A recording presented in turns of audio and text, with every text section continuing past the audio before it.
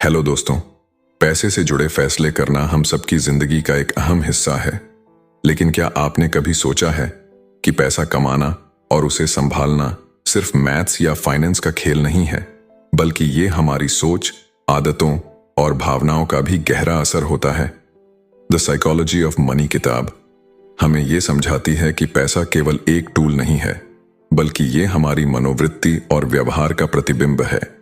आज के इस वीडियो में हम आपको द साइकोलॉजी ऑफ मनी की मुख्य बातें और पाठ सिखाएंगे, ताकि आप पैसे को समझदारी से संभाल सकें, बेहतर फैसले ले सकें और एक सुखद और सुरक्षित भविष्य की ओर कदम बढ़ा सकें। यह वीडियो खासकर उन लोगों के लिए है जो न केवल पैसा कमाना चाहते हैं, बल्कि इसे लंबे समय तक बचाना और बढ़ाना भी चाहते हैं। तो इस सफर पर हमारे साथ बने रहिए। द साइकोलॉजी ऑफ मनी किताब को मॉर्गन हाउसल ने लिखा है। मॉर्गन एक प्रसिद्ध लेखक और फाइनेंस एक्सपर्ट हैं। इस किताब में उन्होंने पैसे को लेकर 19 छोटे छोटे अध्यायों में वो बातें समझाई हैं जो हम में से ज्यादातर लोग पैसे को लेकर नजरअंदाज कर देते हैं। यह किताब हमें यह सिखाती है कि पैसा सिर्फ एक गणितीय विषय नहीं है, यह हमारी मनोदशा, धैर्य और अनुशासन पर आधारित है। चाहे आप करोड़पति बनना चाहते हो या बस अपने भविष्य के लिए थोड़ा बचाना चाहते हो, इस किताब में दिए गए लेसन्स हर किसी के लिए फायदेमंद हैं।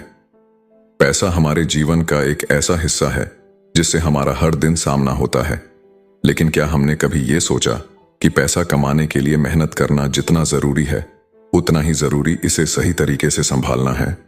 अक्सर हम लोग पैसे को लेकर गलत धारणाएं बना लेते हैं, जैसे कि ज्यादा पैसा होना मतलब खुशी और संतोष, तेजी से अमीर बनने का कोई शॉर्टकट, निवेश या बचत के लिए बहुत ज्ञान या विशेषज्ञता की जरूरत।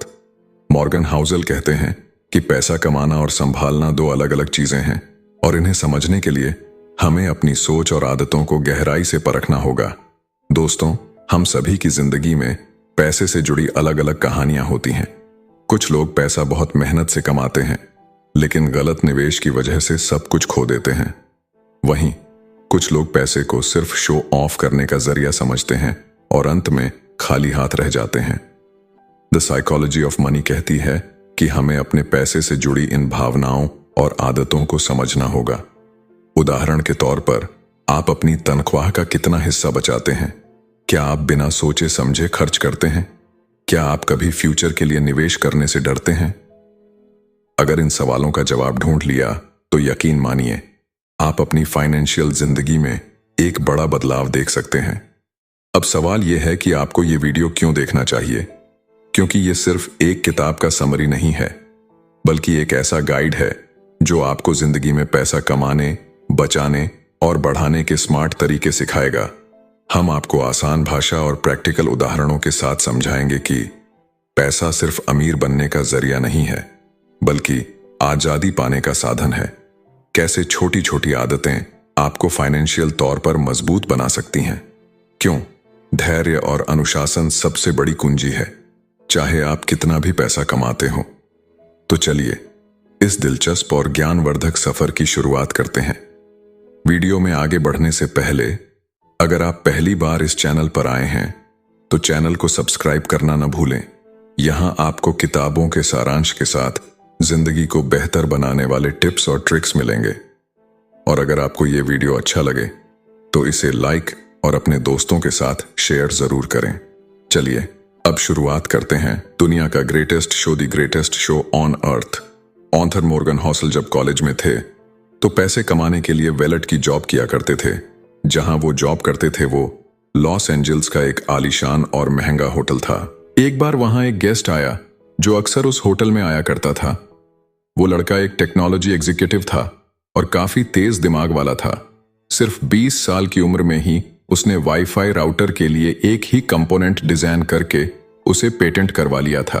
उस यंग मिलियनेयर ने कई सारी टेक कंपनी स्टार्ट की और बाद में उन्हें बेच दिया। वह काफी सक्सेसफुल था, लेकिन पैसे के मामले में वह थोड़ा अनलकी था। वह लड़का जहां भी जाता अपने साथ नोटों की गड्डी रखता था, और जो भी उसके साथ बात करता उसे वो ये पैसे दिखाता था।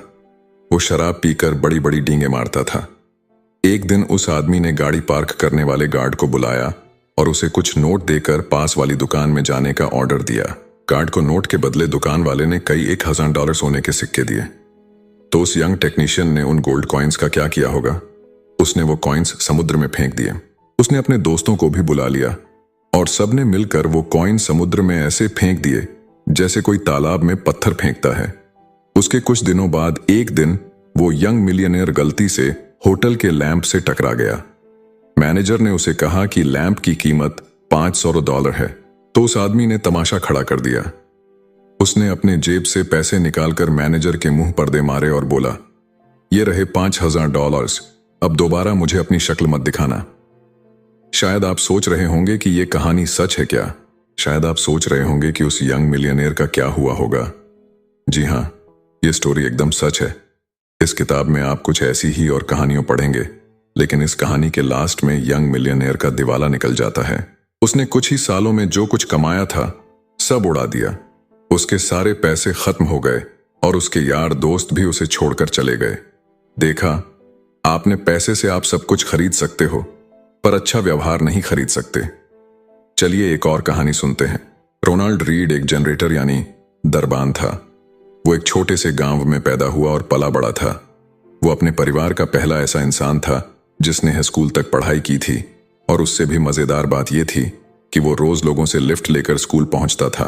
रोनाल्ड एक साधारण जिंदगी जी रहा था। 25 साल। उसने एक गैस स्टेशन में गाड़ियां रिपेयर करने का काम किया। उसने जेसी पन्ने में 20 सालों तक फ्लोर की सफाई का काम किया। 38 साल की उम्र में रोनाल्ड ने एक 2 बेडरूम का घर खरीदा। उसने वो घर $12,000 में खरीदा और अपनी पूरी लाइफ उस घर में गुजारी। रोनाल्ड की शादी भी हुई, पर कोई बच्चा नहीं हुआ। जब वो 50 का हुआ तो उसकी वाइफ चल बसी थी। उसके पड़ोसी का कहना था कि रोनाल्ड की मनपसंद हॉबी लकड़ियां काटना था। जिस दिन रोनाल्ड ने न्यूज हेडलाइन बनाई, वो दिन था उसकी मौत का। ये 2014 की बात थी। वो 42 साल का था। रोनाल्ड रीड के पास $8 मिलियन थे। उसने $2 मिलियन अपने 2 सौतेले बच्चों के लिए छोड़े थे और $6 मिलियन एक लोकल हॉस्पिटल और लाइब्रेरी को दान कर दिए थे। अगर आप विकिपीडिया में रोनाल्ड रीड के बारे में सर्च करेंगे तो उसमें आपको पता चलेगा कि वो एक चौकीदार, गैस स्टेशन अटेंडेंट, इन्वेस्टर, समाज सेवक और मिलियनेयर था। लेकिन ये कैसे हुआ, इसमें कोई ट्रिक नहीं है। रोनाल्ड ने कोई लॉटरी नहीं जीती थी और ना ही उसे कोई खानदानी पैसा मिला था। रोनाल्ड इतने सालों से पैसा बचाकर ब्लू स्टॉक चिप्स में इन्वेस्ट कर रहा था। बस इतनी सी बात थी, वो एक एक पैसा सेव करता था। यहां तक कि उसने कभी इंटरेस्ट भी नहीं निकाला था। उसने अपनी सेविंग को सालों साल कॉम्पाउंड किया था और उसकी मौत तक उसके पास $8 मिलियन रकम जमा हो चुकी थी। क्या आप कंपाउंडिंग का कॉन्सेप्ट जानते हैं? इसके बारे में हम बाद में बात करेंगे, लेकिन उससे पहले आपको एक और स्टोरी सुननी चाहिए। अब जरा एक नजर डालते हैं उस आदमी पर जो डोनाल्ड रीड से बिल्कुल हटकर था। रिचर्ड फ्यूस्कॉन मेरिल लिंच में एक एग्जीक्यूटिव था। उसने हार्वर्ड से MBA किया था और वो 40 की उम्र में रिटायर हो गया था। एक बिजनेस मैगजीन की 40 under 40 most successful people list में उसका नाम भी शामिल था। कनेक्टिकट में रिचर्ड का 18,000 स्क्वायर फीट का बंगला था, जिसमें 2 स्विमिंग पूल, 2 लिफ्ट, 7 गैराज और 11 बाथरूम थे। इस बंगले की मेंटेनेंस का खर्चा ही $90,000 महीना था और इसकी मेंटेनेंस में रिचर्ड ने काफी बड़ा उधार लिया था। लेकिन फिर उसकी किस्मत ने करवट बदली। 2008 में फाइनेंशियल क्राइसिस आया और रातों रात रिचर्ड फुटपाथ पर आ गया। उसी साल उसने बैंकरप्सी के लिए फाइल किया। इन दोनों यंग मिलियनेयर रोनाल्ड रीड और रिचर्ड की कहानी से हमने क्या सीखा? फाइनेंशियल सक्सेस कोई साइंस नहीं है, बल्कि फाइनेंस ही एक ऐसी फील्ड है जहां रोनाल्ड रीड जैसे लोग भी सक्सेस हो सकते हैं। एक हम्बल एजुकेशन और एक्सपीरियंस वाला इंसान सर्जन, आर्किटेक्ट या इंजीनियर नहीं बन सकता, लेकिन फाइनेंस में रोनाल्ड रीड जैसा मामूली आदमी भी काफी बढ़िया अचीवमेंट कर सकता है। फाइनेंशियल सक्सेस एक सॉफ्ट स्किल है जिसे कोई भी सीख सकता है। ये एक यूनिक फील्ड है जहां आपकी नॉलेज से ज्यादा आप कैसे बिहेव करेंगे ये ज्यादा मायने रखता है। फाइनेंस की फील्ड पैसे की साइकोलॉजी समझने का तरीका है। आप चाहे जहां से भी हो, जैसे भी हो, पैसा आपका दिमाग बड़ा बना देता है। बस आपको हमेशा अलर्ट रहने और ध्यान देने की जरूरत है। हर कोई अमीर बन सकता है, पर हर कोई हम्बल नहीं होता। नेवर एनफ वैंगार्ड के फाउंडर जॉन सी बोगल ने एक बार एक स्टोरी सुनाई थी। एक बिलियनियर के घर पे पार्टी हो रही थी। एक कोने में कर्ट वेंकेट और जोसेफ हेलर बैठे थे। दोनों अपने होस्ट की इनकम की बात कर रहे थे, जो कि एक एज फंड मैनेजर था। कर्ट ने कमेंट किया कि उस आदमी की एक दिन की कमाई भी जोसेफ के नोवेल के एंचवाइज की पूरे साल की बिक्री से भी ज्यादा है। इस पर जोसेफ ने कमाल का जवाब दिया। उसने कहा कि उसके पास वो है जो हेज फंड मैनेजर के पास कभी नहीं होगा, और वो है एनफ। अभी आपकी सोर्स ऑफ इनकम क्या है? क्या आप बोल सकते हैं कि आपके पास एनफ मनी है? चलिए इन दो लोगों की स्टोरी से जानते हैं। रजत गुप्ता कोलकाता का गरीब लड़का था। वो एक अनाथ था, लेकिन 45 की उम्र में वो एक सीईओ बन गया। रजत दुनिया की जानी मानी कंसल्टिंग फर्म में से एक मैकिन्सी के सीईओ थे। साल 2007 में जब वो कंपनी से रिटायर हुए तो उसके बाद उन्हें United Nations and the world economic forum में एक बड़ी इंपॉर्टेंट पोजीशन मिली। रजत 5 अलग अलग कंपनी के बोर्ड ऑफ डायरेक्टर भी थे। कोलकाता की झुग्गी झोपड़ियों से निकलकर उन्होंने सबसे अमीर बिजनेसमैन बनकर दिखाया। 2008 में रजत गुप्ता की वर्थ $100 मिलियन हो चुकी थी, लेकिन वो अपने पैसे से कभी भी सेटिस्फाइड नहीं हुए। वो एक मिलियनेयर बन चुके थे, तो अब उन्हें एक बिलियनियर बनना था। वो उस सर्किल में आना चाहते थे। फिर रजत गोल्डमैन सैक्स के बोर्ड ऑफ डायरेक्टर बने। उन्होंने बिलियनियर बनने के लिए खुद को आगे बढ़ाया। 2008 में गोल्डमैन सैक्स इकोनॉमिक क्राइसिस के दौर में थी। वॉरेन बफे ने कंपनी को बचाने के लिए उसमें $5 बिलियन का इन्वेस्ट करने का डिसीजन लिया। एक बोर्ड मेंबर होने के नाते रजत गुप्ता को यह बात पब्लिक से पहले पता चल गई थी। वॉरेन की फंडिंग से बेशक कंपनी के स्टॉक ऊपर जाने के चांस थे। बोर्ड मीटिंग कॉल के 16 सेकंड बाद रजत ने एक हिच फंड मैनेजर राज राजारत्नम को कॉल किया। यह कॉल कभी रिकॉर्ड नहीं हुई थी, पर राज ने तुरंत ही गोल्डमैन के 1,75,000 शेयर खरीद लिया।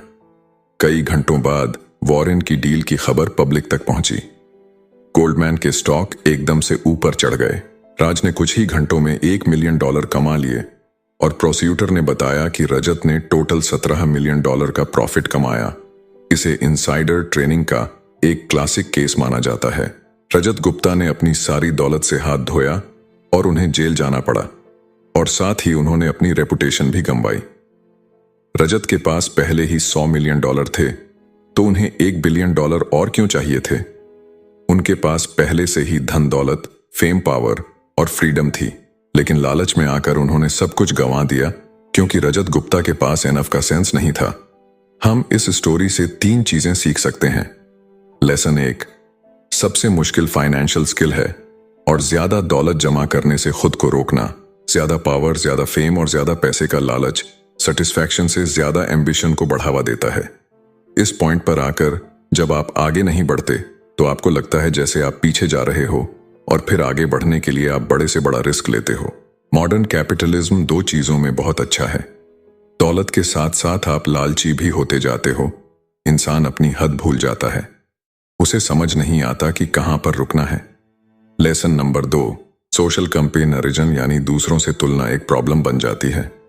मान लो एक फुटबॉल प्लेयर साल के 5,000 कमाता है। उसके पास पहले से ही काफी पैसा है, पर हम अगर उसकी तुलना माइक ड्रॉट से करें तो जिसका $430 मिलियन साल के हिसाब से 12 साल का कॉन्ट्रैक्ट है, तो हमें यह हॉकी प्लेयर उसके सामने एकदम गरीब लगेगा। अब मान लो हिज फंड मैनेजर जो $36 मिलियन कमाता है, पर 2018 में top 10 highest paid hedge fund managers कम से कम $340 मिलियन साल के कमाते थे, तो हमें ये $36 मिलियन उसके मुकाबले काफी कम लगेंगे। लेकिन अगर टॉप 10 हिज फंड मैनेजर्स जो साल के $340 मिलियन कमा रहे हैं, वो अपनी तुलना अगर टॉप 5 से करे तो top 5 hedge fund manager $770 million कमाते हैं, और अगर टॉप 5 खुद की तुलना वॉरेन बफेट से करे तो जो कि 2018 में उनसे $3.5 बिलियन ज्यादा अमीर है। और अगर वॉरेन बफे जेफ बेजोस के लेवल पर आना चाहे तो जिसकी नेट वर्थ 2018 में $24 बिलियन थी, तो देखा आपने सोशल कंपेरिजन की दीवार बहुत ऊंची है।